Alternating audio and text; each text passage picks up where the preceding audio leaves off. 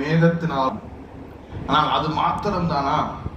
ஞானஸ்தானம் என்றால் என்ன என்பதை ஏற்கனவே வாக்குத்தத்த ஆராதனைகளை சொன்னதை மீண்டும் தொடர்ந்து கொஞ்சம் கூட சொல்லி நான் முடிக்க போறேன். அவ்வளவுதான். அவன் இந்த மாதம் முழுவதும் ஆண்டவருக்கு சித்தமா இருந்தால் இதை மறுபடியும் நான் பேச போகிறேன்.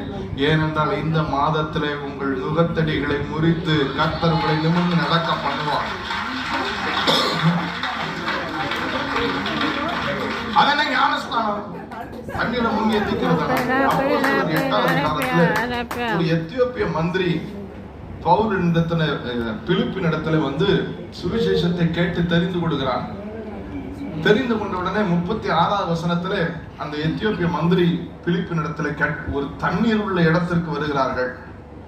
அந்த தண்ணீர் உள்ள இடத்திற்கு வந்த உடனே அப்பொழுது மந்திரி, இதோ தண்ணீர் இருக்கிறதே, நான் ஞானஸ்தானம் பெறுகிறதற்கு தடை என்ன என்றான். ஆமென். நம்மளா இருந்திருந்தால் வாங்க முங்குங்க எந்திங்க கொடுத்துருப்போம். ஆனால் பிலிப்பு பாருங்கள், அடுத்த வசனத்தில் அற்புதமாக ஒரு வார்த்தையை பேசுகிறார். அதற்கு பிலிப்பு, நீர் முழு இருதயத்தோடும் விசுவாசித்தால் தடை இல்லை. ஆமென்.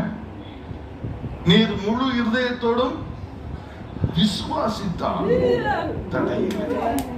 பிரியமானவர்களே, இந்த மனதிலே இருதயத்திலே உண்டாகிற விசுவாசத்தின் ஒரு வெளிப்பாடுதான் தண்ணீரிலே நாம் அந்த அனுபவம். வெளியே உட்கார்ந்திருக்கிற கவனியங்கள், இந்த முழு இருதயத்தோடு நீங்கள் விசுவாசிக்கிற விசுவாசத்தை ஒரு முத்திரையாக நாம்